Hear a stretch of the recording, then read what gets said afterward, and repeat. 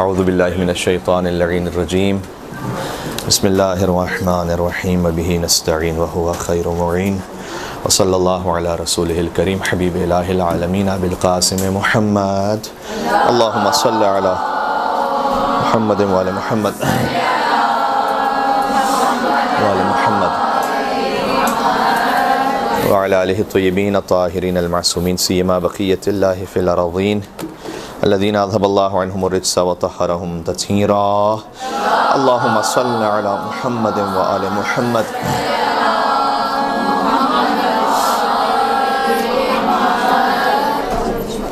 وعلی آلہ الطیبین الطاہرین المعصومین سیما بقیت اللہ فی الارضین رحمت اللہ علی محبیہم واللعنۃ الدائمۃ علی اعدائہم اجمعین من الاذل الى قیام یوم الدین اما بعد فقد قال اللہ الحکیم فی کتابہ المجید بسم اللہ الرحمن الرحیم مرج البحرین یلتقیان بینہما برزخ لا یبغیان فبأی آلاء ربکما تکذبان یخرج منہما اللؤلؤ والمرجان فبأی آلاء ربکما تکذبان۔ ایک اور مل کے صلوات بیت محمد و آل محمد پر۔ اللہم صلی علی محمد و آل محمد۔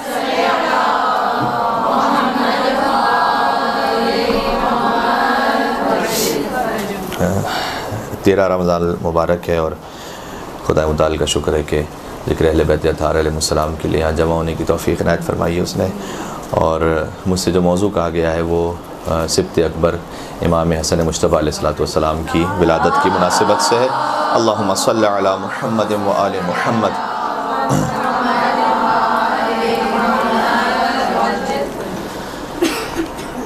اب رمضان المبارک میں روزے کے عالم میں کوئی تفصیلی بات سننا یا کہنا بھی بڑا مشکل کام ہوتا ہے۔ پیٹ بھرا ہوا ہو تو کوئی دماغ بھی زیادہ صحیح طرح سے کام کرتا ہے، لیکن ہم کچھ کریں گے۔ امام ظاہر ہے کہ امام حسن علیہ السلام جو امام حسین کے بھی آقا اور امام اور مولا ہیں، ان کا ذکر ہے تو ہم کوشش کریں گے کہ انہی کے نام کی برکت سے کچھ باتیں آپ کے سامنے عرض ہو جائیں۔ اور سورہ مبارکہ رحمان کی ہم نے مشہور آیت پڑھی ہے۔ اگر یہ آیات دیکھیں تو آیت نمبر 19 سے لے کر 23 تک ہے، جس کے بارے میں آپ یقیناً چونکہ مدرسے سے آپ کا تعلق ہے تو اس آیت کی جو تفسیر ہے وہ آپ تک پہنچی ہے۔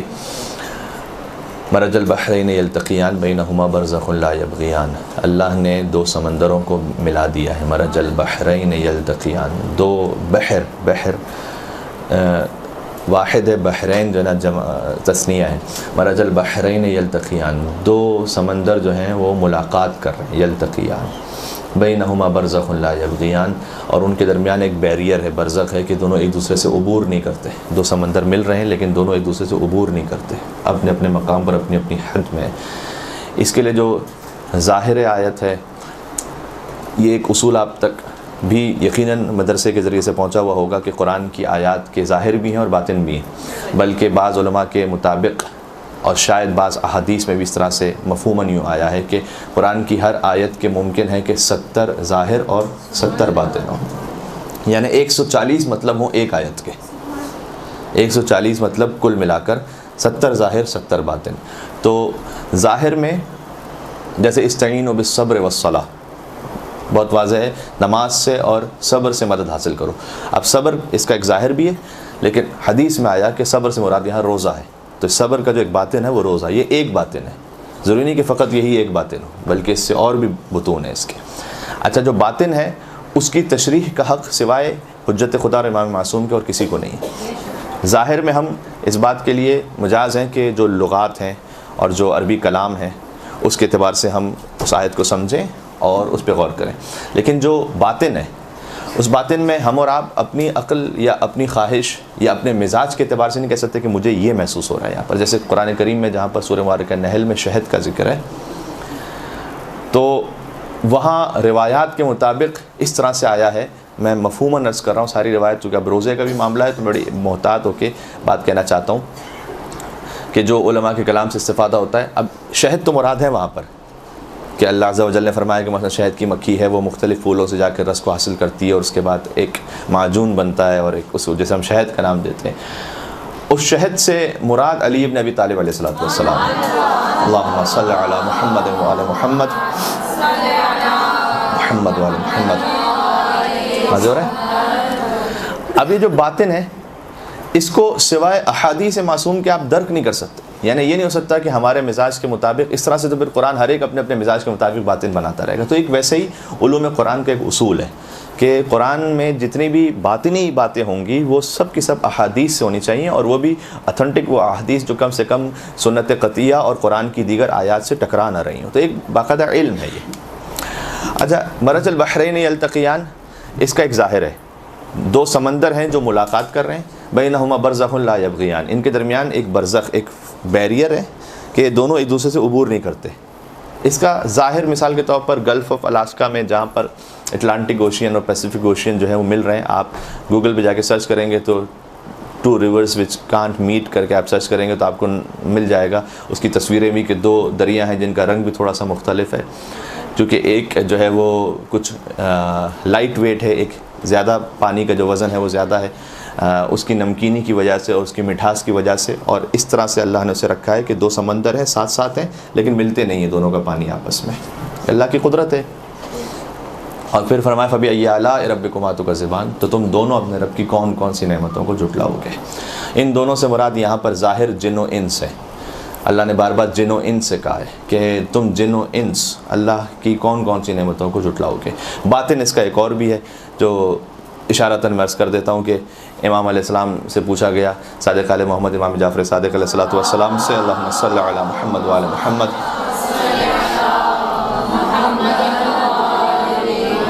کہ مولا ان سے مراد کیا ہے؟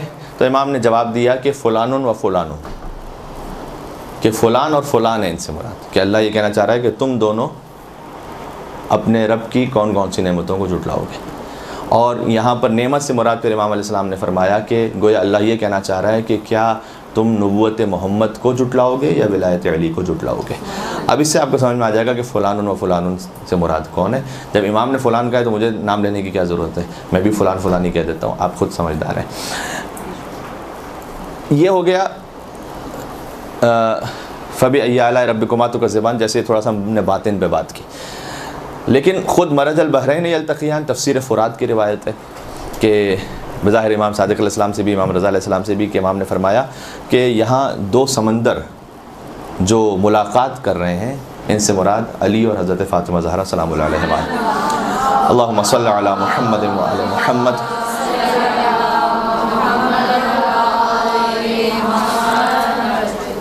یہ علم اور عظمت و عصمت کے دو سمندر ہیں کہ جو مل رہے ہیں، اللہ نے جنہیں ملایا ہے. مرج البحرین یلتقیان، یہ وہ ازدواج ہے کہ جس کا اہتمام اللہ نے کیا ہے. بینہما برزخ، درمیان میں ایک برزخ ہے کہ دونوں ایک دوسرے سے عبور نہیں کرتے، اپنے اپنے مقام پر اپنی اپنی حد میں. اور وہ برزخ حضور سرور کائنات ہے. حدیث کے مطابق حضور سرور کائنات. اللہم صلی علی محمد وعلی محمد. کتنا خوبصورت ہے، آپ دیکھیں کہ دو سمندر علی و زہرا سلام اللہ علیہما اور برزخ درمیان میں رسول اللہ صلی اللہ علیہ وآلہ وسلم. اللہم صلی علی محمد وعلی محمد. اور پھر وہ جو پہلے ہم نے حدیث سنا ہے، اب آپ اس کو شاید زیادہ ریلیٹ کر پائیں گے کہ علم اور عصمت کے دو سمندر، یعنی پھر سے میں نام لیتا ہوں، مولا کائنات اور سیدہ کونین، درمیان میں برزخ رسول اللہ، اور پھر تم دونوں اپنے رب کی کون کون سی نعمتوں کو جھٹلاؤ گے. یہاں سے اب یہ بالکل ریلیٹ بھی ہو جاتی ہے بات کہ تم فلان و فلان اپنے رب کی کون کون سی نعمتوں کو جھٹلاؤ گے.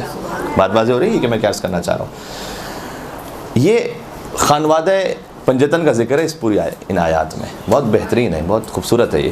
تو یہ مجالس کا بھی اچھا موضوع بن سکتا ہے. جو ذاکرہ ہیں انہیں مجالس کے لیے بھی جو کوئی موضوع چاہیے ہوتا ہے، تو میرے خیال میں یہ سورہ رحمان کی آیت نمبر 19 آیت نمبر 23 تک بڑا بہترین موضوع ہے پنجتن پاک کے لیے، اس لیے کہ مکمل پنجتن پاک کا ذکر ہے اس میں. مولا کائنات کا ذکر، سید کونین کا ذکر، برزخ رسول اللہ. اب امام حسن امام حسین علیہ السلام، یخرج منہم اللؤلؤ والمرجان. ہمارا موضوع ہے ولادت امام حسین علیہ السلام پر ہے، تو اس بنیاد پر یخرج منہم اللؤلؤ والمرجان، کہ یہ جو سمندر اللہ نے ملائے ہیں، ان سمندروں سے لؤلؤ اور مرجان خارج ہوتے ہیں.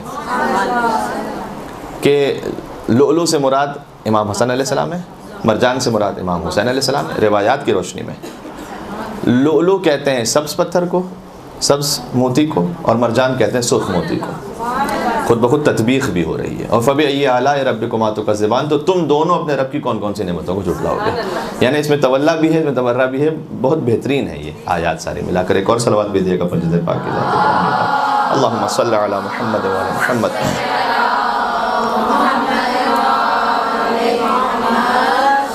ماشاءاللہ. تو اس کا مطلب کیا ہے؟ امام حسن علیہ السلام کی ولادت کا اور امام حسین علیہ السلام کی ولادت کا ذکر قرآن میں ہے.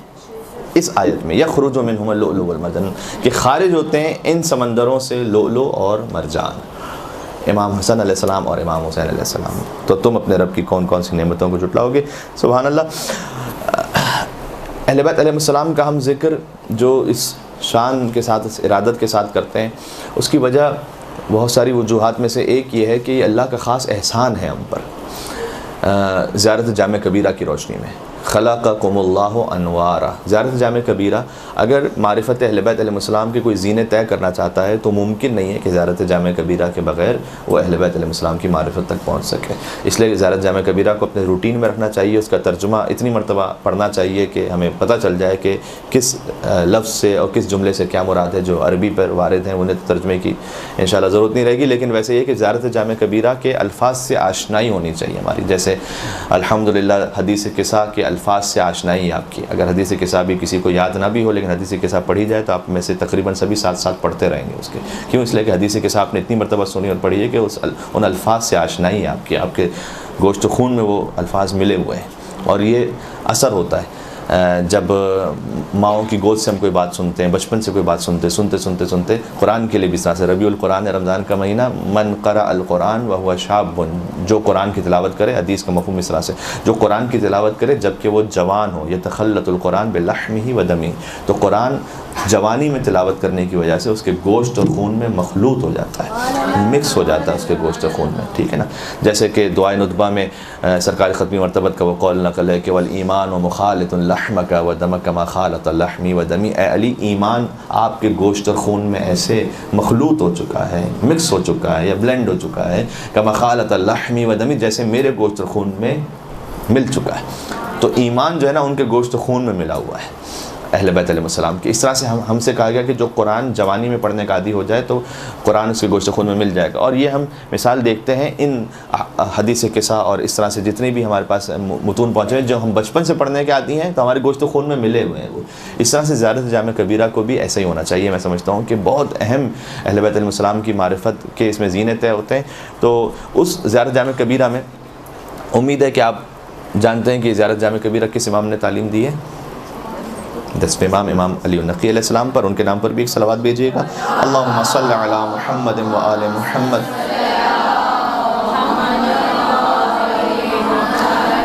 اس میں امام علیہ السلام فرماتے ہیں خلقکم اللہ انوارا، اہل بیت اللہ نے آپ کو نور کی صورت میں خلق کیا. فجعلہ بعرشہ محدقین، تو آپ عرش کی بلندیوں پر گویا اللہ کی عبادت و اطاعت میں مصروف تھے. آپ کا جو نور تھا فجعلہ بعرشہ محدقین، عرش کے چاروں طرف تھے آپ، اس کے اطراف میں. حتی من علینا بکم، سبحان اللہ. یہ بات ہے کہ ہم امام حسن علیہ السلام کی ولادت کا جشن ہم یہاں کیوں منا رہے ہیں، کیوں ہم اتنے ذوق و شوق سے ان کا ذکر کرنا چاہتے ہیں، سننا چاہتے ہیں. اس لیے کہ امام فرما رہے حتی من علینا بکم، آپ تو وہاں نوری شکل میں تھے، آپ کو ضرورت بھی نہیں تھی کہ آپ دنیا میں تشریف لائیں. آپ دنیا میں تشریف لائیں، آپ کا جو مقام ہے دنیا تو پس جگہ ہے، تو آپ اپنی وجہ سے دنیا میں نہیں آئے. حتی من علینا بکم، یہاں تک کہ اللہ نے ہم پر یہ احسان کیا. حتی من علینا بکم، کہ اس نے ہم پر یہ احسان کیا کہ ان انوار کو جسم کی صورت میں ہماری ہدایت کے لیے دنیا میں بھیجا ہے نا. حتی من علینا بکم فجعل اللہ فجعلکم فی بیوت اذن اللہ ان ترفع ویذکر فیہا اسمہ، اور یہاں تک کہ آپ کو اس گھر میں رکھا کہ جس کا ذکر اور جس کا نام خود اللہ نے بلند کیا ہے. تو اس مقام، تو ہم پر احسان ہے، اللہ کا احسان ہے. لہذا اس احسان کے شکرانے کے طور پر ہم ذکر کرنا چاہتے ہیں، ان کا ذکر سننا چاہتے ہیں. اسے قرآن کی آیت سے بھی ملائیے گا جو سورہ آل عمران کی آیت ہے، آیت نمبر 164 ہے. لقد من اللہ علی المؤمنین اذ بعث فیہم رسولا من انفسہم یتلو علیہم آیاتہ ویزکیہم ویعلمہم الکتاب والحکمہ وان کانوا من قبل لفی ضلال مبین. یہ سورہ جمعہ میں بھی اس طرح سے آیت ہے. سورہ جمعہ میں جو شروع ہوتی ہے آیت وہ اس طرح سے ہے کہ هو الذی بعث فی الامیین رسولا منہم. اور سورہ آل عمران کی جو آیت ہے لقد من اللہ علی المؤمنین، اللہ کا احسان ہے مومنین پر کہ اس نے مومنین کے درمیان ایک رسول کو بھیجا. تو اللہ نے حضور کی تشریف آوری کو بھی احسان کے طور پر بیان کیا. زیارت جامع کبیرہ میں تمام اہل بیت کی تشریف آوری کو احسان کے طور پر بیان کیا گیا. تو ہم اس احسان کا شکر بجا لاتے ہیں جب ہم یہ ذکر کر رہے ہوتے ہیں. تو ایک بات یہ بھی آپ کے ذہن میں رہ جائے انشاءاللہ سے. اور ایک بڑی لطیف روایت ہے, کتاب ہے 100 منقبہ, یعنی 100 منقبتیں. صحیح, تقریباً آج سے 1000 سال پرانی کتاب ہے, یعنی 4 صدی ہجری میں لکھی ہوئی کتاب ہے, اور ابن شاہزان قمی نے اس کتاب کو لکھا ہے. تو اس کتاب میں یہ روایت ہے بڑی لطیف. اس کا میں تھوڑا سا آپ کو تمہید بنا لوں تاکہ شاید آپ اس کو اور لطف کے ساتھ سماعت فرما سکیں. وہ روایت اس طرح سے ہے کہ پنجتن پاک میں سے حضور نے ایک ایک کو یوں تعبیر کیا کہ مثلاً اگر حلم مجسم ہو کر کسی انسانی صورت میں ہوتا تو وہ کون سی ہستی ہوتی ہے. اس طرح فقط یہ ایک جملہ نہیں ہے, یعنی اس طرح سے فرمایا کہ اگر زینت اور خوبصورتی اور نیکی اگر مجسم ہو کر انسانی صورت میں ہوتی تو وہ کیا ہوتی. اس طرح سے وہ روایت حضور نے بیان فرمائی. تو بہت خوبصورت ہے. میں یہ روایت تقریباً یہ جملہ تو آپ تک پہنچا ہوئی, آپ نے خود ہی بیان کیا اس کو, لیکن میں پوری روایت آپ کو سناتا ہوں. عبد الرحمن ابن عوف سے رسول اللہ نے کہا صلی اللہ علیہ وآلہ وسلم کہ اللہم صلی علی محمد وآل محمد محمد وآل محمد. فرمایا یا عبد الرحمن, اے عبد الرحمن, انتم اصحابی, تم میرے صحابہ میں سے ہو, وعلی بن ابی طالب منی, لیکن علی بن ابی طالب مجھ سے ہے, وانا من علی, اور میں علی سے ہوں. یعنی یہ پہلے تو فرق بتایا حضور نے کہ تم اور ہو, علی اور ہے. فمن قاسہ بغیرہ فقط جفانی, تو بس اگر اس کے علاوہ اگر کوئی علی کو قیاس کرے, سبحان اللہ, یعنی اگر اس مقام کے علاوہ کچھ اور علی کو سمجھنے کی کوشش کرے کہ جیسے علی بھی باقی اصحاب کی طرح سے ہیں, جبکہ علی فرمایا کہ مجھ سے ہیں. یہ کبھی کبھار آپ ایک جملہ کہتے ہیں لیکن کبھی آپ ایک کانٹیکسٹ اور ایک سیکوینس میں کہتے ہیں, اس کی بات کچھ اور ہوتی ہے. ٹھیک ہے, تو حضور نے پہلے جو کانٹیکسٹ اور سیکوینس بنایا وہ بھی بڑا اہم ہے. کہا تم اصحاب ہو لیکن علی مجھ سے ہے. اگر ڈائریکٹ کہتے کہ علی مجھ سے ہے تو شاید وہ شدت نہ آتی فرق کی, کہ جو حضور واضح طور پر ڈفرینشیٹ کر کے بتا رہے ہیں کہ دیکھو تم اور ہو اور علی اور ہے, تم سب اور ہو. تو کہا تم اصحاب میں سے ہو, علی مجھ سے ہے, میں علی سے ہوں, اور جو اس کے علاوہ علی کو سمجھنے کی کوشش کرے, یعنی اپنے جیسا کو سمجھنے کی کوشش کرے, فقط جفانی, اس نے مجھ پر ظلم کیا, علی پر نہیں, اس نے تو سب سے پہلے تو مجھ پر ظلم کیا اس نے. فمن جفانی فقط آزانی, اور جس نے مجھ پر ظلم کیا اس نے مجھے اذیت پہنچائی. ومن آزانی فعلیہ لعنت ربی, کتنا سخت جملہ, اور جس نے مجھے اذیت پہنچائی اس پر میرے رب کی لعنت ہے. یا عبد الرحمن, ان اللہ تعالی انزل علیہ کتابا مبینا, اللہ نے مجھ پر کتاب نازل کی ہے, قرآن. یہ بھی بہت خوبصورت ہے. وَأَمَرَنِي أَنْ أُبَيِّنَ لِلنَّاسِ, اور اللہ نے مجھے حکم کیا ہے کہ میں لوگوں کو اس کتاب کو بیان کروں, اس کی تفسیر, اس کی تشریح. سب کے لیے مجھے حکم دیا گیا ہے کہ میں بیان کروں. ما خلا علی ابن ابی طالب, اللہ نے سوائے علی ابن ابی طالب کے مجھے سب کے لیے حکم دیا ہے کہ میں اس قرآن کو بیان کروں. یہ کیا بتا رہا ہے؟ یعنی اللہ یہ کہنا چاہ رہا ہے کہ علی کو بیان کرنے کی ضرورت نہیں ہے, باقی سب کو بیان کیجئے سوائے علی ابن ابی طالب کے. انشاءاللہ پہنچ گئے بات تک. فَإِنَّهُ, سبحان اللہ سبحان اللہ, فَإِنَّهُ يُسْتَغْنَى عَنِ الْبَيَانِ, اس لیے کہ وہ میری تفسیر اور بیان سے بے نیاز اور مستغنی ہے. ایک مل کے صلوات اور بھیجیے گا محمد وآل محمد. اللہم صلی اللہ.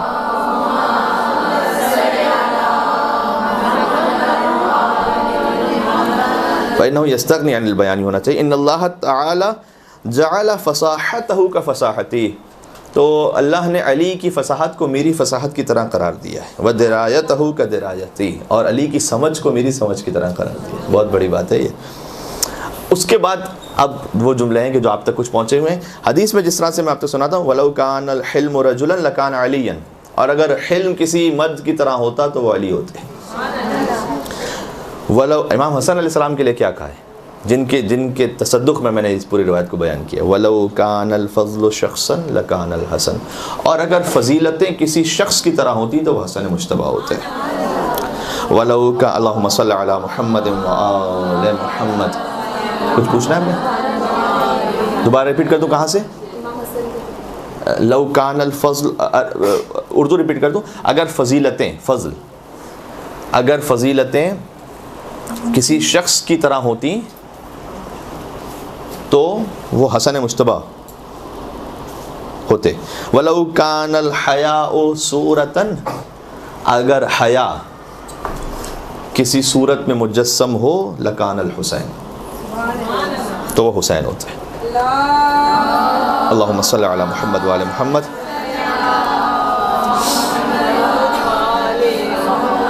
وَلَوْ كَانَ الْحُسْنُ هَيْئَةً لَكَانَتْ فاطمہ. سبحان اللہ. اور اگر حسن، یعنی حسن سے مراد یہاں پر خوبی ہے، خیر، اگر وہ کسی ہیئت میں ہوتا تو وہ فاطمہ زہرا ہوتی. لکانت فاطمہ سلام اللہ علیہا. اللہم صلی علی محمد وعلی محمد. بیوی کے لیے ایک اور جملہ استعمال کیا ہے، خاص توجہ کیجیے گا، پھر سے میں کہتا ہوں تاکہ اس کی اہمیت سمجھ میں آ سکے. فرمایا اگر حلم کسی مرد کی طرح ہوتا تو وہ علی ہوتے، اگر فضل کوئی شخصیت میں ہوتا تو حسن ہوتے، اگر حیا صورت میں ہوتا، اگر حیا کسی صورت میں ہوتی تو وہ حسین، اور اگر کوئی حسن، جمال، نیکی، خوبی کسی ہیئت کی شکل میں آ جائے تو وہ فاطمہ زہرا. کسی میں جملہ نہیں کا جو آگے بی بی کے لے کا بل ہی اعظم، بلکہ فاطمہ اس سے بھی بلند ہوتی. اللہم صلی علی محمد. سبحان اللہ. ان فاطمہ ابنتی خیر الارض عنصرا و شرفا و کرما. یقیناً میری بیٹی فاطمہ تمام اہل ارض پر خیر ہے، مقدم ہے. عنصرا و شرفا و کرما، عنصر یعنی اپنے جوہر کے اعتبار سے، شرف اور کرامت کے اعتبار سے فاطمہ تمام اہل ارض سے بہتر خیر ہے. اچھا، یہ بات ہو گئی امام حسن مجتبی علیہ السلام کے لیے. میں نے اس روایت کو آپ کے سامنے پیش کیا تھا کہ یہ بھی ایک رخ آ جائے. البتہ یہ تمام صفات تمام اہل بیت میں ہے. حلم تمام اہل بیت میں ہے لیکن مولا کائنات سے نسبت دی گئی. حسن تمام اہل بیت میں ہے لیکن سیدہ کون سے نسبت دی گئی. فضل تمام اہل بیت میں امام حسن علیہ السلام سے نسبت دی گئی. حیا تمام اہل بیت میں امام حسین علیہ السلام سے نسبت دی گئی. بظاہر یہ اس طرح سے ہے کہ اہل بیت میں سے ہر ہستی کی زندگی میں جو پہلو سب سے زیادہ نمایاں ہو کر سامنے آیا انسانوں کے، اس اعتبار سے اس کو ترتیب دے کر یوں بیان کیا گیا. ورنہ یہ کہ تمام اہل بیت تمام خصوصیات کے حامل ہیں، بلا شک و شبہ، کوئی اس میں شک نہیں ہے. اب ایک نکتہ اور ہے. تو اب تک ہم نے کیا بات کی؟ ہم نے بات کی کہ پنجتن پاک کا ذکر سورہ رحمان میں ہے خاص طور پر. اچھا، پنجتن پاک کا ذکر تو آیہ مباہلہ میں بھی ہے، سورہ آیہ تطہیر میں بھی ہے، سورہ دہر میں بھی ہے، لیکن ہم نے سورہ رحمان کی آیتوں کا انتخاب کیوں کیا تھا؟ اس لیے کہ اس میں یہ کہ خارج ہو رہے ہیں اس سے، یعنی ولادت کا ذکر ہو رہا ہے امام حسن اور امام حسین کی، خارج ہو رہے ہیں ان سمندروں سے لولو اور مرجان، اس لیے ہم نے ذکر کیا تھا. پھر ہم نے عرض کیا کہ پنجتن پاک کا ذکر اس طرح سے اس روایت میں ہے کہ حضور علیہ السلام نے پہلے مولا کائنات کے فضائل کو بیان کیا خاص طور پر، اور کہا کہ اللہ نے مجھ پہ جو قرآن نازل کیا ہے تو مجھے حکم دیا کہ میں سب کو بیان کروں سوائے علی بن ابی طالب کے. انہیں بیان کرنے کی ضرورت نہیں ہے، وہ جانتے ہیں اس بات کو. اور پھر ایک ایک ہستی کے بارے میں حضور نے بیان فرمایا. اب ایک اور اسی سے ریلیٹڈ بات کہ اہتمام کرتے تھے حضور سرور کائنات صلی اللہ علیہ وآلہ وسلم، اور آپ بھی دل میں کہہ دیا کریں صلی اللہ علیہ وآلہ وسلم، اس لیے کہ حضور نے فرمایا کہ سب سے بڑا بخیل وہ ہے کہ جو میرا نام سنے اور مجھ پہ درود نہ بھیجے. اللہم صلی علی محمد وعلی محمد. اللہم صلی علی محمد وعلی محمد. اللہم صلی علی محمد. خاص اہتمام کرتے تھے. یہ روایات میں بھی خاص اہتمام ہے کہ حسن اور حسین علیہ السلام کو اپنا بیٹا کہیں، ابنی، میرا بیٹا. ٹھیک ہے، بالکل امام حسن علیہ السلام کی ولادت ہوئی اور پارچے میں انہیں لپیٹا ہوا تھا، تو کوئی خاتون تھی، بظاہر شاید ام ایمن ہو یا اور کوئی خاتون ہو، تو روایت اس طرح سے ہے کہ حضور نے کہا ہاتھی ابنی، اس وقت فرمایا کہ میرے بیٹے کو مجھے دو، ابنی. یہ ابن کہنا بظاہر ہمیں لگتا ہے شاید ایک عام سی بات ہو، لیکن اس کے اوپر بڑے تاریخی جو جریان ہیں وہ اس پہ بیس کرتے ہیں. یہاں تک کہ امام حسن اور امام حسین علیہ السلام کو ابن رسول کہا جانا بنی امیہ کو اتنا برا لگتا تھا کہ پوری کوشش انہوں نے کر ڈالی اپنے پورے اقتدار کے زمانے میں کہ کہیں سے یہ ٹائٹل جو ہے نا ختم ہو جائے، کہ حسن اور حسین کو ابن رسول نہ کہا جائے، ابن علی کہا جائے. کیوں؟ اس لیے کہ ابن علی اگر کہیں گے تو مولا کائنات پر تو ویسے ہی سب و شتم کر رہے تھے، تو حسن اور حسین پر کرنا بھی آسان ہے پھر.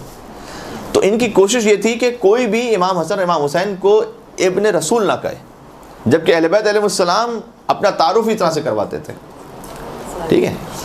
حتیٰ یہ کہ معاویہ نے ذکوان کو یہ کہا ہوا تھا کہ اگر کوئی حسن اور حسین کو ابن رسول کہہ کے مخاطب کرے تو مجھے خبر دو، تو اسے سزا دی جائے گی، اتنا سختی تھی۔ انس ابن مالک سے روایت ہے کہ امام حسن علیہ السلام، چونکہ ان کا ذکر ہو رہا ہے تو میں خاص ذکر کرنا چاہوں گا، وہ بالکل بچپن کا عالم تھا، تو رسول اللہ تشریف فرماتے تو کبھی رسول کے پہلو میں تشریف رکھتے تھے، کبھی ان کے شانے پر، کبھی ان کے جیسے ایک نانا نواسے کا بڑا پیار و محبت کا رشتہ ہوتا ہے۔ تو انس ابن مالک نے کہتے ہیں میں نے چاہا کہ میں حسن کو جو ہے نا وہ جدا کر دوں رسول سے، ایسا محسوس ہوا کہ جیسے کہیں ایسا نہ ہو کہ نعوذ باللہ، یعنی ان کے اپنے عقیدے کے مطابق کہ بھائی حسن جو ہے وہ رسول اللہ کو کوئی زحمت دے رہے ہوں، تو میں نے چاہا کہ جیسے بچے کو الگ کر دیتے ہیں عام بچوں کو، جیسے ہی میں نے الگ کرنا چاہا تو حضور نے فرمایا یا انس دع ابنی، یہ میرا جو ہے منظور نظر ہے اس وقت، یعنی کہ میرے نواسے کو چھوڑ دو، کہ میرے بیٹے کو چھوڑ دو، ابنی چھوڑ دو میرے بیٹے کو میرے پاس، وثمرۃ فؤادی، اور میرے میوہ دل کو۔ اولاد کو پھل سے تعبیر کیا گیا ہے روایات میں بھی، اور اس طرح سے بھی جیسے وہ جو مشہور آیت ہے کہ وَلَنَبْلُوَنَّكُمْ بِشَيْءٍ مِّنَ الْخَوْفِ وَالْجُوعِ وَنَقْصٍ مِّنَ الْأَمْوَالِ وَالْأَنفُسِ وَالثَّمَرَاتِ، یہاں بھی ثمرات سے بعض علماء نے کہا ہے کہ یہاں پر اولاد ہے مراد، پھل سے مراد یہاں پر اولاد ہے، کہ اللہ جو ہے وہ امتحان لے گا یقیناً تمہارا مال کے ذریعے سے، نفسوں کی کمی کے ذریعے سے، اور پھلوں کی کمی سے مراد یہاں پر بعض علماء نے لکھا ہے کہ اولاد کے ذریعے سے اللہ امتحان، تو پھل ہے، پھل جو ہے درخت کا پتہ دیتی ہے، ٹھیک ہے، اچھا پھل اچھے درخت کا پتہ دیتا ہے، تو آپ اولاد سے والدین تک پہنچتے ہیں، نیچرل ہے بڑا، یہ صحیح ہے۔ اور اس طرح کی تعبیر بھی ملتی ہے، میں نے خود پڑھی ہوئی ہے کہ الولد سر ابی ہے، بیٹا باپ کا راز ہوتا ہے، ٹھیک ہے۔ اب اس میں بڑی داستان ہے، بیٹا باپ کا راز ہوتا ہے، تو یزید کس کا راز ہے اور حسین کس کے راز ہے یہ، اور اگر ماں باپ کے اعتبار سے دیکھیں تو ان کی اولاد پھل کی طرح ہوتی ہے۔ تو ابو طالب علیہ السلام مثال کے طور پر انہوں نے دو ہستیوں کو پالا ہے، ایک محمد بنے اور ایک علی۔ ابو سفیان نے بھی دو لوگوں کو پالا تھا، ایک معاویہ اور ایک یزید۔ تو یہاں سے پھل سے اولاد سے اپنے آبا و اجداد کا پتہ چلتا ہے، ٹھیک ہے۔ پھر فرمایا کہ انمن آذا حسنا فقط آذانی، کہ اگر کسی نے حسن کو اذیت پہنچائی تو اس نے مجھے اذیت پہنچائی، یہ حضور نے فرمایا۔ اچھا، یہ جو ابن کا معاملہ ہے، آپ دیکھیے گا کہ مولا سید السجاد نے بھی خطبہ شام جو ارشاد فرمایا اس میں بھی انا ابن محمد المصطفیٰ، یہ بار بار اہل بیت علیہ السلام تاکید کرتے تھے کہ ہمیں فرزند رسول کہا جائے۔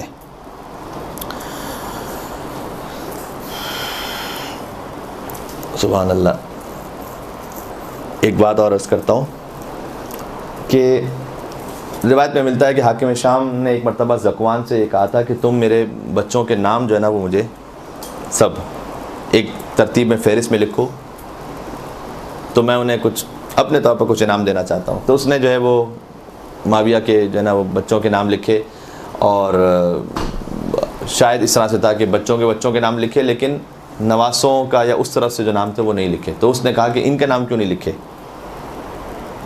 تو اس نے کہا کہ آپ ہی نے تو کہا تھا کہ حسن اور حسین جو ہے وہ فرزند رسول نہیں ہے، تو چونکہ جو نواسے جو ہے نا اگر وہ اولاد میں سے نہیں ہوتے تو میں نے آپ کے بھی اس میں نام نہیں لکھے۔ اس طرح سے اس نے تنبیہ کرنا چاہی تھی، تو اس وقت بڑی دربار میں شرمندگی ہوئی تھی اسے۔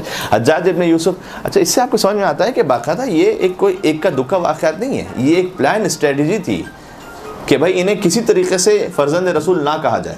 حجاج ابن یوسف کے زمانے میں 3 سے 4 واقعات ہیں کم سے کم، غور کیجیے گا۔ سعید ابن جبیر کے ساتھ بھی ایک واقعہ، یحییٰ ابن عامر کے ساتھ بھی واقعہ ہے کہ جس میں حجاج کے ساتھ باقاعدہ مناظرہ ہوا کہ تم حسن اور حسین کو فرزند رسول کیوں کہتے ہو؟ اس لیے کہ وہ بیٹی کے بیٹے ہیں، بیٹے کے بیٹے نہیں ہیں، تو تم کیوں کہتے ہو حسن اور حسین فرزند رسول ہیں؟ اس پہ باقاعدہ مناظرے ہو چکے ہیں، اور آپ تک یہ بات یا تو آپ نے خود پڑھی بھی ہوگی یا تک پہنچی ہے یقیناً یہ بات۔ یحییٰ ابن عامر کا میں آپ کو سنا دیتا ہوں مختصراً، یہ کہ زنجیروں میں جکڑے ہوئے تھے اور انہیں لایا گیا، اور حجاج نے کہا تھا کہ تم شیعہ حضرات، شیعہ میں اپنی طرف سے کہہ رہا ہوں، یعنی کہ تم اہل بیت علیہ السلام کے جو محب ہو، تم یہ کہتے ہو کہ حسن اور حسین ذریت رسول ہیں، یہ کیسے ممکن ہے؟ اس لیے کہ وہ بیٹی سے ان کی جو اولاد ہے وہ ہے. اگر بیٹے سے ہوتی تو میں سمجھتا کہ ذریت میں سے, نسل میں. بیٹی کی جو اولاد ہوتی ہے وہ نسل میں نہیں ہوتی انسان کے, وہ تو پھر ان کی نسل میں ہوتی ہے کہ جن کے یہاں پر وہ اولاد ہوئی ہے. تو اس وقت یحییٰ ابن یامر نے سورہ انعام کی ان آیتوں کو پڑھا تھا. سورہ انعام کا میں آپ کو آیت نمبر بھی بتا دوں تاکہ آپ نوٹ کرنا چاہیں تو آپ کے پاس رہ جائے. میرے خیال میں 164 تھا, میرے ذہن سے اس وقت نکل گیا, لکھا نہیں. بہرحال چلے میں اگر دیکھتا ہوں یہاں پر کچھ آ گیا تو میں بتاؤں گا آپ کو. سورہ انعام فرمایا کہ ومن ذریتی, ہاں آیت تو مجھے ذہن میں, ومن ذریتہ داؤد و سلیمان. فرمایا کہ نوح علیہ السلام کی ذریت اور نسل میں سے ہیں کون؟ داؤد اور سلیمان. و ایوب و یوسف و موسیٰ و ہارون. تھوڑا سا اس کو سماعت فرما لیجیے گا, انشاءاللہ کام کی بات ہوگی آپ کے لیے. فرمایا کہ نوح کی ذریت میں سے ہیں داؤد اور سلیمان, و ایوب و یوسف و موسیٰ و ہارون. اور ایوب اور یوسف اور موسیٰ اور ہارون یہ تمام انبیاء کی نسل سے ہیں؟ نوح علیہ السلام کی نسل سے. وَكَذَلِكَ نَجْزِي الْمُحْسِنِينَ وَزَكَرِيَّا وَيَحْيَىٰ وَعِيسَىٰ وَإِلْيَاسَ. اور زکریا اور یحییٰ اور عیسیٰ اور الیاس, یہ کون آیت پڑھ رہے ہیں؟ یحییٰ ابن یامر پڑھ رہے ہیں حجاج ابن یوسف کے سامنے, کیا ثابت کرنے کے لیے؟ حسن اور حسین فرزند رسول ہیں. اب آپ غور کیجیے گا, یہ جو پوری آیت ہے اس کا بظاہر تعلق نہیں بنتا, لیکن جو وہی جس کے قرآن جس کے گوشت و خون میں مخلوط ہو چکا ہو وہ پھر قرآن سے ایسے استفادہ کرنے کی صلاحیت رکھتا ہے. تو نوح علیہ السلام کی نسل سے داؤد و سلیمان و موسیٰ و ایوب و یوسف اور ہارون اور زکریا و یحییٰ و عیسیٰ و الیاس کل من الصالحین, یہ سب ہمارے صالح بندے تھے. ان میں سے کہ حضرت عیسیٰ علیہ السلام بتاؤ کہ کیسے حضرت نوح علیہ السلام کی نسل سے ہیں. اگر فقط باپ ہی سے تعلق ہے نسل کا تو حضرت عیسیٰ علیہ السلام تو بغیر باپ کی دنیا میں تشریف لائے. اس کا مطلب عیسیٰ ابن مریم, تو حضرت مریم کے ذریعے سے وہ نسل حضرت نوح میں سے. یعنی قرآن کے مطابق یہ ہے کہ اگر نسل خاتون کے ذریعے چلنا چاہے تو اس طرح سے ممکن ہے. یہ قرآنی مثال ہے. اب میں اپنے الفاظ میں کہہ رہا ہوں کہ گویا جب کئی صدیوں کے فاصلے سے حضرت عیسیٰ علیہ السلام مریم کے ذریعے سے, حضرت مریم سلام اللہ علیہ, ان کے ذریعے سے فرزند حضرت نوح اور حضرت ابراہیم ہو سکتے ہیں, تو حسن اور حسین بغیر کسی فاصلے کے حضرت فاطمہ زہرا کے ذریعے سے فرزند محمد مصطفیٰ صلی اللہ علیہ وسلم کیوں نہیں ہو سکتے؟ اللہم صلی علی محمد و علی محمد. یہاں تک کہ بات اور آگے بڑھاتے ہیں, یہاں تک کہ اس کے اثرات اس خاطر ہے کہ ہمیشہ امام حسن امام حسین علیہ السلام کا ذکر آپ کیجئے تو فرزند رسول کہہ کے ذکر کیجئے. یہ اہل بیت علیہ السلام کو پسند تھا, وہ تاکید کرتے تھے. ٹھیک ہے, دشمن چاہتا تھا یہ کہ ختم ہو جائے, اس لیے میں کہہ رہا ہوں کہ ہمیں چاہیے کہ ہم اس کو اور زیادہ بیان کریں. دشمن یہ چاہتا تھا کہ یہ ختم ہو جائے. اس خاطر ہے کہ بظاہر کہ آپ زیارات میں دیکھیں تو السلام علیکم یا ابا عبداللہ کے بعد پھر پہلا جملہ کیا ہے؟ السلام علیکم یا ابن رسول اللہ. اتنی تاکید ہے اس پر کہ ابا عبداللہ کے بعد جو پہلے ہی جملہ ہم کہتے ہیں السلام علیکم یا ابا عبداللہ, السلام علیکم یا ابن رسول, اس کی تاکید ہے. دشمن یہ چاہتا تھا کہ نہ کہا جائے انہیں فرزند رسول. ہم اہل بیت علیہ السلام کے حکم کے مطابق انہیں فرزند رسول کہتے ہیں, اور حکم ہے کہ کہا جائے فرزند رسول. غور فرما رہے ہیں آپ, بہت اہم ہے یہ. اور یہاں تک کہ اس کے اثرات بنی عباس کے زمانے تک بھی نظر آئے. وہ مشہور بات کہ ہارون رشید نے آ کر یہ کوشش کی کہ اپنا تعلق قبر رسول کے سامنے جوڑے رسول اللہ سے. ہارون رشید جو ہے نا وہ خلفائے بنی عباس کس کی ذریت سے ہیں؟ عباس ابن عبد المطلب نا, ٹھیک ہے نا, تو اسی لیے تو انہیں خلفائے بنی عباس کہا جاتا ہے نا. تو وہاں پر اب عباس ابن عبد المطلب حضور کے چچا ہیں, تو یہ جو بنی عباس ہیں ان کا تعلق بن جاتا ہے حضور سے. تو السلام علیکم یا رسول اللہ, اس کے بعد کہا السلام علیکم یا ابن العم. مجمع تھا بہت. اس زمانے کا جو میڈیا تھا وہ یہی تھا نا. تو اگر بادشاہ ایک بات کہہ رہا ہے سب کے سامنے تو یہ پروپوگیشن ہے, تبلیغ ہے, کہ گویا ظاہر کرنا چاہ رہا ہے کہ ہمارا تعلق ہے ان سے. السلام علیکم ابن العم, کہا اے ہمارے چچا کے بیٹے آپ پر سلام ہو. اب اگر ایک عام انسان ہے تو وہ تو سمجھے گا کہ اہل بیت تو یہی ہے نا, چچا کے بیٹے ہیں, ان کا گھر کا تعلق ہے ان سے, تو اے ہمارے چچا کے بیٹے آپ پر سلام ہو. امام کاظم علیہ السلام وہاں موجود تھے. اللہم صلی علی محمد و علی محمد.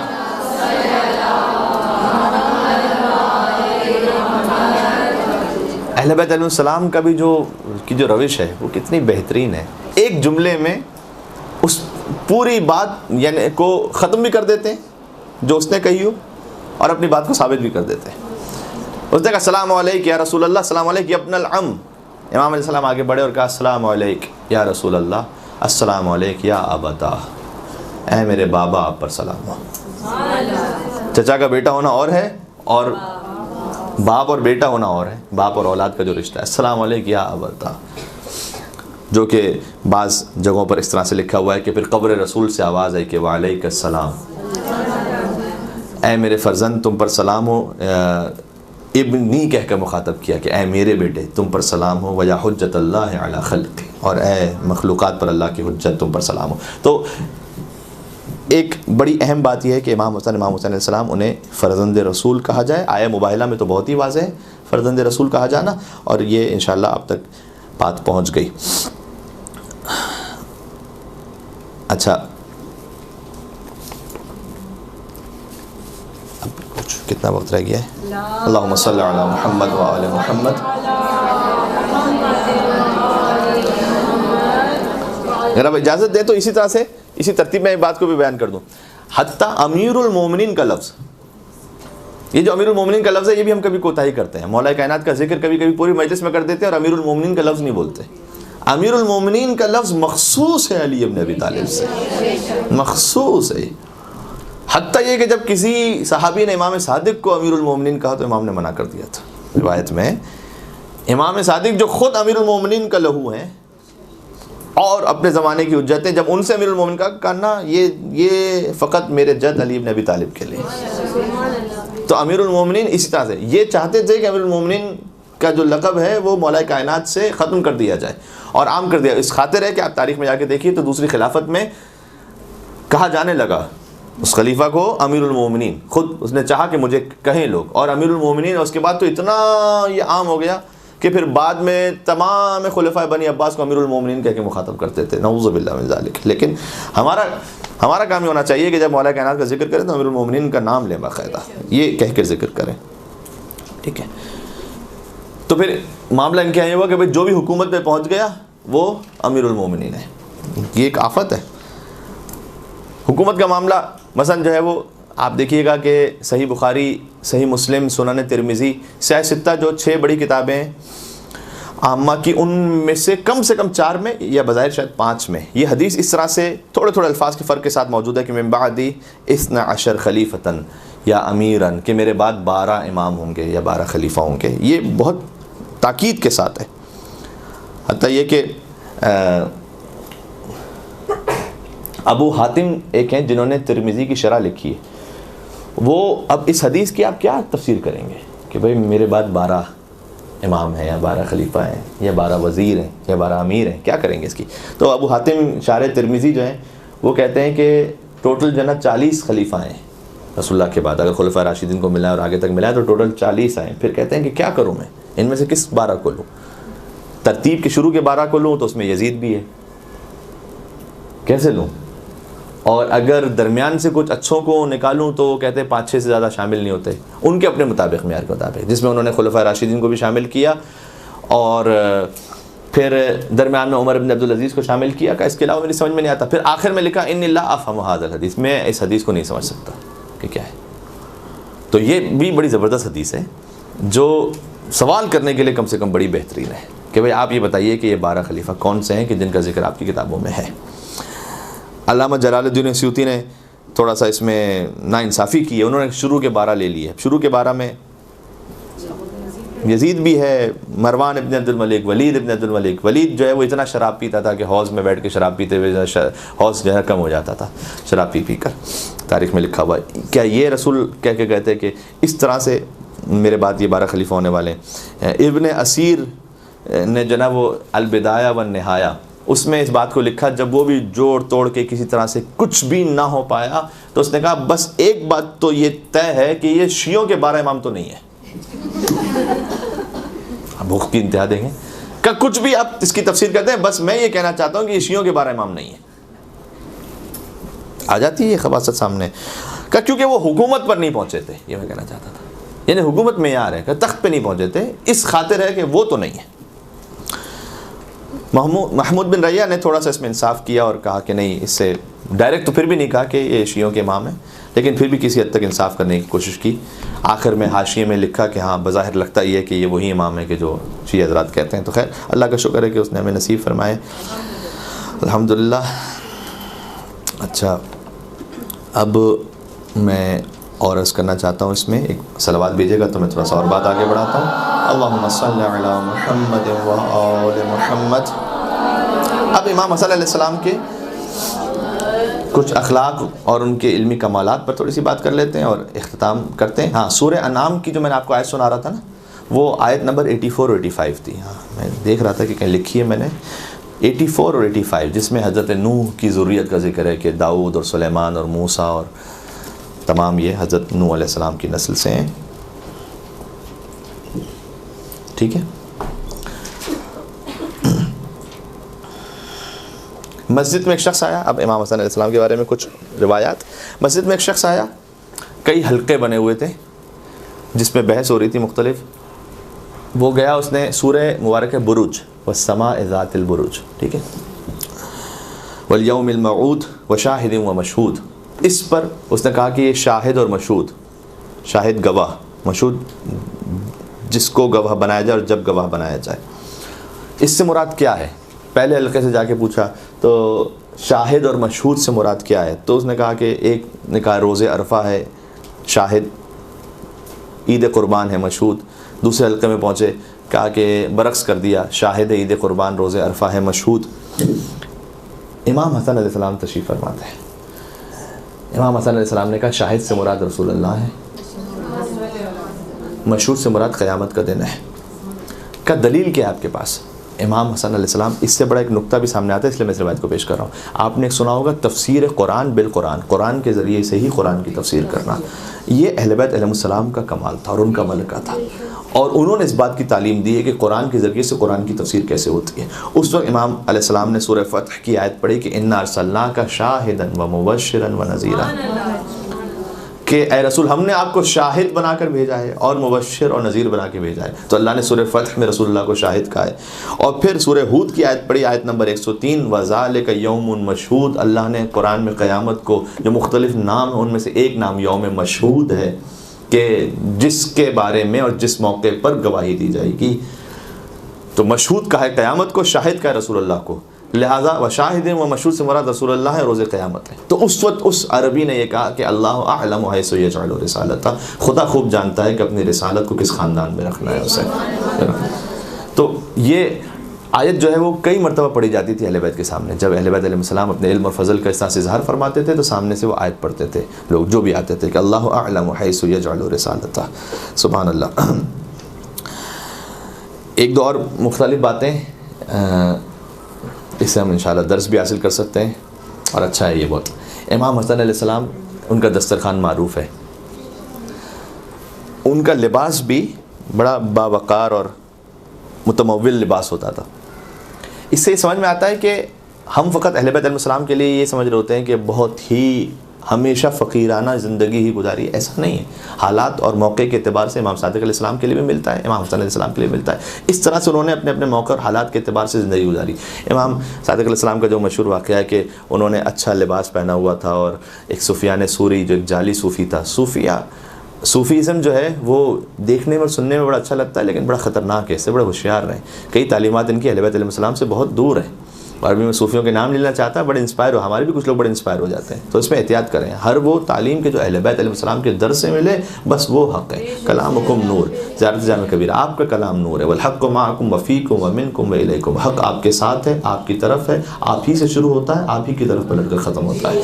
لہٰذا حق مکمل اہل بیت علیہ السلام کے پاس ہے. جو کچھ ان کے علاوہ اور ہٹ کر ہے وہ دل کو بھلا کتنا اچھا لگ رہا ہو, ذہن و دماغ میں بڑا سننے میں بڑا اچھا لگ رہا ہو, لیکن وہ حق نہیں ہے. پھر وہ کچھ اور سب کچھ ہو سکتا ہے, وہ حق نہیں ہو سکتا. تو خیال رکھیں اس بات کا. تو سفیان سوری اس نے جو ہے وہ ایک کھردرا سا بڑا سخت لباس پہنا ہوا تھا, گرمی بھی تھی اور ایسے چبھنے والا لباس. تو اس نے امام صادق علیہ السلام پر نعوذ باللہ طنز کیا, کہا یہ میں کیا دیکھ رہا ہوں, رسول کی اولادوں میں سے ایک اولاد آپ ہیں, فرزند رسول ہیں, اور آپ نے اس طرح سے ایک بڑا اچھا لباس پہنا ہوا ہے, یہ آپ نے دنیا داری کیوں اختیار کر لی ہے؟ امام علیہ السلام نے جواب دیا کہ میں اللہ کی نعمتوں کو حلال سے استعمال کر کے, یہ مفہوم ہے, اس کا شکر ادا کرنا چاہتا ہوں. اور اس کے بعد امام علیہ السلام نے جو ان کا اچھا سا جو لباس تھا اس سے لباس کی آستین کو الٹا، اس طرح سے الٹا ہے مثلا امام بلا تشبیہ، تو اندر کھردرا لباس تھا جو کسی کو نظر نہیں آ رہا تھا. امام نے کہا کہ یہ میں نے اپنے نفس کے لیے پہنا ہے اندر، یہ اللہ کی نعمت کے اظہار کے لیے پہنا ہے اوپر. اور اس کے بعد امام علیہ السلام اس کی طرف آگے بڑھے تو وہ کچھ پیچھے ہٹنے لگا، اور امام نے پھر اس کا ہاتھ پکڑا اور اس کی آستین کو الٹا، تو اس میں اندر نرم اور ملائم لباس تھا. اور امام علیہ السلام نے کہا کہ وہ تو نے اپنے نفس کے آرام کے لیے پہنا ہے اور یہ اوپر دکھاوے کے لیے پہنا ہے. ٹھیک ہے. تو ائمہ علیہ السلام ان کی زندگی میں اس طرح سے ملتا ہے کہ ایک کانسیپٹ ہمارا بن جاتا ہے کہ بھائی ہمیشہ فقر و تنگ دستی ہی کی زندگی گزری ہوگی، اس طرح ضروری نہیں ہے. تو اللہ نے اگر آپ کو حلال سے دیا ہے، حلال کے ذریعے سے اس کو خرچ کریں اور مومنین کی خدمت میں بھی، لیکن اب اللہ کی اس نعمت کو استفادہ کریں، اس میں کوئی حرج نہیں. ہاں اسراف نہیں ہونا چاہیے، نمود و نمائش ریاکاری نہیں ہونی چاہیے، لیکن ایک باوقار اچھے طریقے سے اپنی زندگی گزاری اچھی بات ہے. تو غور کیجیے گا. تو امام حسن علیہ السلام نے لباس پہنا تھا. اچھا یہاں سے ایک اور روایت ذہن میں آئی. ایک شخص آیا تھا جو بظاہر یہودی تھا، امام حسن علیہ السلام کے پاس آیا اور وہ بہت زیادہ تنگ دست تھا. تو اس نے کہا کہ آپ یہ فرماتے ہیں کہ آپ کے جد نے یہ کہا ہے کہ الدنیا سجن للمومن و جنت للکافر، دنیا مومن کے لیے قید خانہ ہے، کافر کے لیے جنت ہے. تو یہاں آپ تو بڑی آرام سے زندگی گزار رہے ہیں، یہاں تو ایسا لگ رہا ہے آپ کے لیے جنت ہے اور میرے لیے قید خانہ ہے. کیوں؟ اس لیے کہ میں تو بہت مشکل میں زندگی گزار رہا ہوں. تو امام حسن علیہ السلام نے جواب دیا کہ اگر اللہ تجھے پتہ چل جائے کہ اللہ نے میرے لیے جنت میں کیا مقام رکھا ہوا ہے، تو یہاں کتنی بھی اچھی زندگی گزار لو تجھے ایک قید خانہ محسوس ہوگا میرے لیے. اور اگر تجھے یہ پتہ چل جائے کہ تیرے کفر کی وجہ سے اللہ نے کیا عذاب رکھا ہوا ہے وہاں پر، تو یہاں کتنی سخت زندگی گزار لے تجھے جنت محسوس ہوگی اس عذاب کے مقابلے میں. صحیح. اور ہمارے تو ہو سکتا ہے کہ ایک مومن بہت آرام دہ زندگی میں ہو، تب بھی اس کا جو اصل مقام ہے اس کے اعتبار سے تو یہ قید خانہ ہے. تو یہ قلبی کیفیت کا نام ہوتا ہے. جو زہد ہے، ترک دنیا، یہ قلبی کیفیت کا نام ہوتا ہے. کسی کے پاس بہت کچھ بھی ہوتا ہے تب بھی دنیا سے بے نیاز ہوتا ہے. ہم نے دیکھے ایسے لوگ، ماشاءاللہ بہت کچھ اللہ نے عطا کیا ہے لیکن دل بے نیاز ہے. اور کچھ ایسے بھی ہوتے ہیں جن کے پاس بظاہر کم ہے لیکن دنیا کی لالچ بہت زیادہ ہے اندر. زیادہ یا کم ہونے سے یہ معیار نہیں ہے زہد کا یا حرص کا. ٹھیک ہے. یہ ایک ایٹیٹیوڈ کا نام ہے، مائنڈ سیٹ کا نام ہے، کیسے آپ دیکھتے ہیں، کیسے دنیا کو پہ غور کرتے ہیں. اچھا امام حسن علیہ السلام نے تو مناسب لباس ایک اچھا پہنا ہوا تھا باوقار. تو ان فی کا کبرا، یہ کسی نے امام سے کہا اس میں آپ نے تو تکبر کیا ہوا ہے، آپ نے تکبر کیا ہوا ہے اتنا اس طرح سے لباس پہن کا. امام علیہ السلام نے جواب دیا ان فی عزت، ان فی عزت، اس میں میرے لیے عزت ہے، تکبر نہیں ہے، عزت ہے. عزت اور تکبر میں کیا فرق ہے؟ بڑی باریک لائن ہے یہ. کوئی بتا سکے عزت تکبر میں کیا فرق ہے؟ ایک کوئی کہے کہ بھائی میں باعزت ہوں اس لیے میں لباس پہن رہا ہوں، اور ایک مرتبہ کہ نہیں تکبر میں یہ پہنا ہوا ہے. شاید اس کو اس طرح سے بیان کیا جا سکے کہ عزت جو ہے وہ خدا دیتا ہے، تکبر خود انسان کرتا ہے. یہ ایک جملے میں فرق ہے. ٹھیک ہے. ایک مل کے صلوات بھیجیے گا امام حسن علیہ السلام کی ذات پر. اللہم صلی علی سبحان اللہ.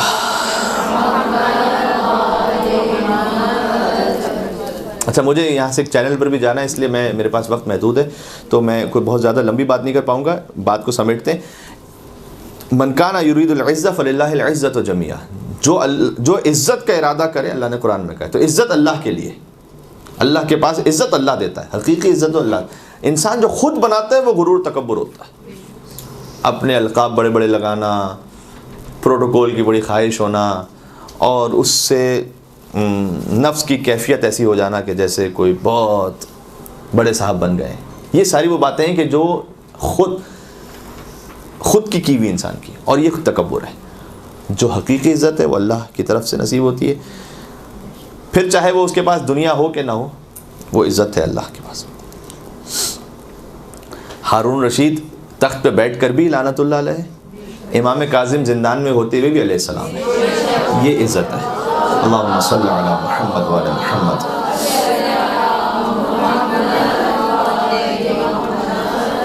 جی اللہ جانتا ہے کہ ریحانہ کس خاندان میں یہ سورہ کون سی آیت ہے. یہ مجھے اجازت دے دیں کہ میں آپ کو دیکھ کے بالکل بتانے کی کوشش کرتا ہوں. ایک صلوات بھیجیے گا تو میں دیکھ لیتا ہوں جب تک.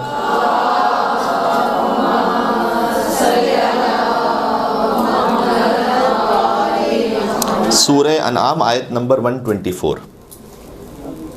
ٹھیک ہے, سورہ انعام آیت نمبر 124 ہے. اللہ اعلم حیث یجعل رسالتہ. ماشاءاللہ. ٹھیک ہے, ایک اور بڑی لطیف گفتگو ہے امام حسن علیہ السلام سے متعلق. بات کو یہاں سمیٹتے ہیں, جس پر ہم شاید آپ کے معافی ضمیر میں تو ہے وہ پہلے سے, لیکن اس پر ہم اتنا زیادہ سوچتے نہیں, اس پہ اتنا زیادہ بات نہیں کرتے. مجھے بڑا اچھا لگا جب ایک بات میرے ذہن میں آئی. وہ امام حسن اور امام حسین علیہ السلام کا تقریباً 47 سال کا ساتھ رہا ہے. 47 ایئرس, دو بھائیوں کا. ان 47 سالوں میں کوئی ضعیف تو کیا, موضوع یا جھوٹی سے جھوٹی روایت بھی نہیں ملتی کہ کبھی ذرہ برابر بھی ان دو بھائیوں میں اختلاف ہوا ہو. یہ واقعی عصمت کی دلیل ہے. یعنی کتنی بھائیوں میں محبت ہو, کہیں نہ کہیں تو کچھ ہوتا ہے جب آپ نے 40-45 سال کسی کے ساتھ زندگی گزاری ہو. اچھا, یہ دو وہ بھائی ہیں کہ جو ہمیشہ ساتھ رہیں, ماں کی گود سے لے کر, چادر تطہیر سے لے کر, ماں دونوں بھائی ہیں, مباہلہ سے لے کر, امیر المومنین کے ساتھ سے لے کر, کوفہ جانے تک سے لے کر, جنگ جمل و صفین و نہروان سے لے کر, امام حسن علیہ السلام کے دوبارہ مدینے پلٹنے تک کبھی بھی یہ دو بھائی جدا نہیں ہوئے. یہ بڑی لطیف بات ہے امام حسن اور امام حسین علیہ السلام کی زندگی میں, ہمیشہ ساتھ رہیں. اور بلکہ اس طرح سے جو تعبیر کیا جاتا ہے, اور بظاہر شاید یہ صحیح بھی ہے, امام حسین کا تو الگ سے دیکھیں نام بھی نہیں رکھا گیا. حسین کہتے ہیں چھوٹے حسن کو. حسین اس میں مصغر ہے عربی زبان میں, فعیل کے وزن پر. کسی چیز کے لیے اگر آپ ایک چھوٹی اس سے چیز دیکھیں جو اسی طرح کی ہو, ٹھیک ہے, لیکن اس کی ایک چھوٹی کیفیت ہو, تو اس کے لیے فعیل کا وزن استعمال کیا جاتا ہے. ٹھیک ہے, جس طرح سے مثلا کمیل بھی اسی وزن پر ہے, ٹھیک ہے نا, کمال سے کمیل. اس طرح سے رجل سے رجیل, حسن سے حسین کا لغوی ترجمہ ہے, لٹرل میننگ ہے چھوٹا حسن. یعنی حسن کو چھوٹا کر دیں تو حسین بنتا ہے, حسین کو بڑا کر دیں تو حسن بنتا ہے. اللہم صلی علی محمد و علی محمد. یہ بہت لطیف ہے. اس سے یہ ساری باتیں بھی دور ہو جاتی ہیں, اور سارے اعتراض دور ہو جاتے ہیں کہ امام حسن نے سلو کی تھی تو امام حسین نے جنگ کیوں کی تھی. مطلب ان میں تعلق ہے بھائی, حسین چھوٹے حسن ہے اور حسن بڑے حسین ہے. نام میں اتنا اتحاد ہے. یہ نام اس سے پہلے رکھے نہیں گئے کبھی, حسن کبھی نام نہیں رکھا گیا. حالانکہ حسن عربی زبان کا لفظ ہے اور بڑا سامنے کا لفظ ہے, کوئی ایسا ڈھکا چھپا لفظ بھی نہیں, لیکن اللہ نے اس نام کو پردہ غیبت میں رکھا تھا. سمجھ لیجیے, جب اللہ چاہے تو اپنی حجت کے نام کو پردہ غیبت میں رکھ سکتا ہے اور ان کی ذات کو بھی پردہ غیبت میں رکھ سکتا ہے. جبکہ سب کے سامنے, عربوں کے سب عرب بولتے تھے اور اتنے فصیح و بلیغ تھے, تو حسن تو سامنے کا لفظ تھا, لیکن آپ بتا ہی نہیں سکتے. فاطمہ ہے نام, فاطمہ بنت اسد, اور بھی فاطمہ ہے, لیکن آپ کو حسن نام کہیں نہیں ملے گا امام حسن علیہ السلام سے پہلے. یہ اللہ نے اہتمام کیا تھا, خاص امام حسن کے لیے اہتمام کیا تھا, ہے نہیں؟ تو امام حسن علیہ السلام کے لیے اہتمام, اور حسین نام بھی آپ کو کہیں نہیں ملے گا امام حسین علیہ السلام سے پہلے. تو حسن اور حسین کے ناموں ہی میں اتنی لطافت ہے, اتنی مٹھاس ہے. خدا دادی نام ہے. حسن بڑے حسین کو کہتے ہیں, حسین چھوٹے حسن کو کہتے ہیں. حسن بھی حجت حق ہیں, یہ اعتماد رہے. جناب رئیس امروہی صاحب کا شاید یہ شعر ہے کہ حسن بھی حجت حق ہیں, یہ اعتماد رہے, اور حسین چھوٹے حسن ہیں, یہ بات یاد رہے. تو حسین جو کچھ کربلا میں ہے وہ حسن کا آئینہ دار ہے. ٹھیک ہے, تو یہاں پر سلو اور جنگ کی بات ختم ہو جاتی ہے پھر کہ کیوں سلو اور کیوں جنگ, وہ حالات اور موقع کی مناسبت سے تھا. بدلتے رہتے ہیں, ہے حقیقت ابدی مقام شبیری, بدلتے رہتے ہیں انداز کوفی و شامی. تو وہ کوفی و شامیوں کے انداز جب بدلے تو اس کے مطابق ترتیب دی گئی اپنی حکمت عملی کو ورنہ. اچھا, اب اس میں اختتام پر کچھ جملے. امام حسین علیہ السلام جب چلا کرتے تھے امام حسن کے ساتھ تو کبھی بھی ان سے آگے نہیں چلے, قدم آگے نہیں بڑھایا, ان سے کچھ پیچھے ہو کے چلتے تھے امام حسین علیہ السلام. یعنی حسن کے تمام فضائل ایک طرف, یہ ایک جملہ ایک طرف ہے کہ حسن وہ ہیں کہ حسین بھی جنہیں اپنا امام کہتے ہیں. اب امام حسین علیہ السلام کے جو بھی فضائل ہیں تو امام حسین مأموم ہیں, امام حسن امام ہے. ٹھیک ہے, یہ بھی تاریخ میں ملتا ہے کہ امام حسین علیہ السلام نے کبھی بھی اس وقت درمیان میں خطاب نہیں کیا یا بات نہیں کی جب امام حسن مجتبیٰ علیہ السلام بات کر رہے ہیں. ٹھیک ہے, اتنا احترام تھا امام حسین علیہ السلام کو. بس میں کہہ رہا ہوں نا 47 سال ساتھ میں گزارے ہوں اور ایک موقع نہ ملا ہو, ایک ہلکے سے کوئی جملہ تاریخ میں نہ آیا ہو کہ بھائی ان کا آپس میں کوئی اختلاف رہا تھا, نہیں آیا. سبحان اللہ. اور امام حسین پر گریہ کیا خاص امام حسین علیہ السلام نے. اب چونکہ مصائب کا موقع تو نہیں کہ میں تفصیل میں جاؤں, لیکن میں آپ اشارہ کرتا ہوں کہ امام حسین علیہ السلام کی آنکھیں نمناک تھیں, گریہ فرما رہے تھے امام حسن کی شہادت پر.